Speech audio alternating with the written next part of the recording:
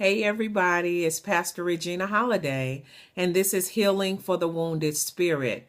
In our last segment, we talked about the infections that come to invade, and we talked about what a wounded spirit was. So I want to just read Proverbs 18 and 14. It says, "The spirit of a man will sustain his infirmity, but a wounded spirit who can bear?" So sickness we can bear, but a broken spirit, a spirit that's been invaded by unhealthy things, who can bear that?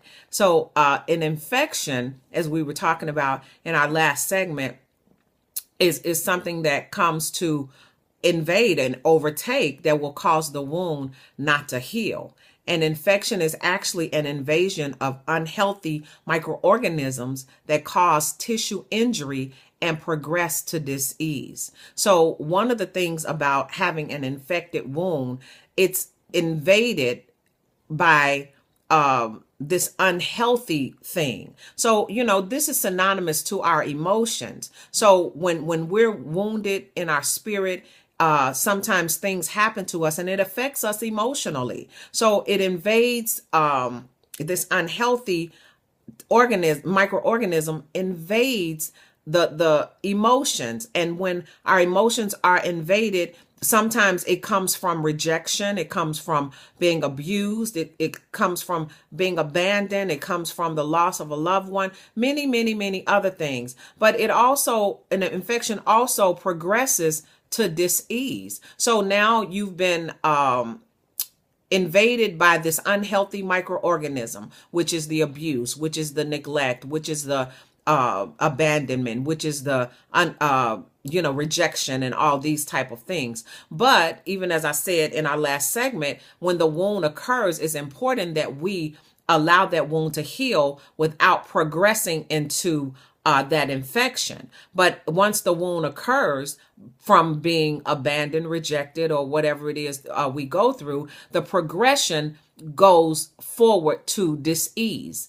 And the things that are symbolic of the disease is the unforgiveness, the bitterness, the anger, the rage, the violence, the hatred, and all of these kind of things that progress us into an unhealthy emotional state. Yes, the invasion of the unhealthy microorganism or the infection itself is something that may be a result of the abuse, the neglect, or whatever. But when it progresses to the unforgiveness, when it progresses to the bitterness, that's what brings the dis-ease. That's what brings our inability to function properly emotionally. So it's so important to recognize where you are emotionally.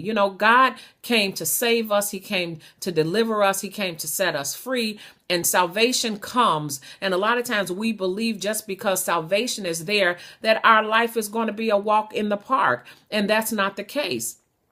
Our emotions have to be healed. We have to be healed in other aspects of our life in order to live that full, abundant life that God has called us to. I just want to read a segment from my book, The Wounded Spirit, Breaking Free from the Wounds of Your Past. And this particular section that I'm reading, it is part of the introduction. And I just want to read it just to give us a better understanding of how things happen emotionally. And what I want to read is the part that says, many people are struggling and having difficulty now because of where the journey of life has taken them in the past. Some are trapped and paralyzed by their past and unable to move forward. Holding on to past hurts, pains, or offenses will cause you to constantly relive that pain and sometimes cause sickness, anxiety, and depression. There are more people who suffer from depression and anxiety today than ever before. According to the National Health Institute of Mental Health, 18.8 million American adults suffer from clinical depression. That is 9.5% of the entire adult population. So when things happen in our life, it causes a response. And sometimes things are so traumatic that we don't even know how and to take the first step to be liberated and to be free from those things that have attached themselves to us. There are more people taking prescription medications today than ever before.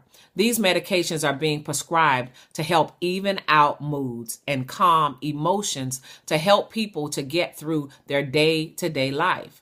God created us with emotions. It's when these emotions are unbalanced that people begin looking to other ways of getting back to that state of balance that they once knew. So when our emotions are out of balance, we begin to work to try to get back to that original state of emotional balance that we once knew. When we've been abused and we've been rejected and we've been abandoned, all of those things take us off balance emotionally. And then when the invasion of the dis-ease comes, when we begin to have unforgiveness and bitterness, it takes us to a place that takes us further off balance in our emotions. So sometimes we're trying to get rid of something that happened in our past, and it drives us to do whatever we need to do to get back to that original emotional state that we once knew. That's a state of peace. That's a state of joy. That's a state of tranquility that we once knew, that has been taken from us by whatever the incident or the occurrence in our life that happened. So we have to understand that even in this, that there are definitely remedies for the emotional state that we might find ourselves in. Getting past your past is definitely a process. And the first thing I believe we need to do is to make up our minds that our past is an issue in our present. We have to realize and recognize and acknowledge the fact that our past is an issue in our life today. There are behaviors, there are attitudes, there are reactions, there are responses that we have today because of what happened to us in our past, on yesterday, last week, last year, 20 years ago. And the enemy wants to keep us in bondage to the things of our past so that we will not fulfill our destiny, so that we will not walk into our God-given purpose. I recognized this in my own life some years ago, and that's why God allowed me to write this book. I was tormented. I was living beneath my privileges. I was an emotional wreck. But even after I got saved, I was in turmoil. I felt like I was running in circles, but God began to help me to realize and recognize, and I had to acknowledge the fact that my past was dictating my present and my future. I felt like I would take 2 steps forward and fall 3 steps back. Even in accomplishing things in my life, there was still a void there. So wherever you are, even if you are financially successful, if you're successful in your career, even if you're working in the church and you're working in the ministry and you have people following you in ministry, there still could be some things in your past that could be hindering you from moving forward the way that God really, really wants you to move forward. So I encourage you today to stay tuned to our next segment as we continue to talk about the wounded spirit. Nobody is exempt. Nobody is exempt from experiencing things or having their emotions to be off balance or off kilter because of the things that we experience in life. So I just want to encourage you to continue to tune in. And I want to let you know that if you're interested in purchasing the book, The Wounded Spirit, breaking free from the wounds of your past, you can go to our website. It's www.healingforthewoundedspirit.org. And I mentioned in the last segment that we had other products that you might be interested in purchasing. And we actually have the book, Healing for the Wounded Spirit. The Wounded Spirit. We have that on an audio book. So if you don't like to read, if you don't want to take the time to sit down and read, you can purchase this book on audiobook. And you can go to our website to get that. And if you were more interested in the teaching aspect of it, there is a 2-part teaching series.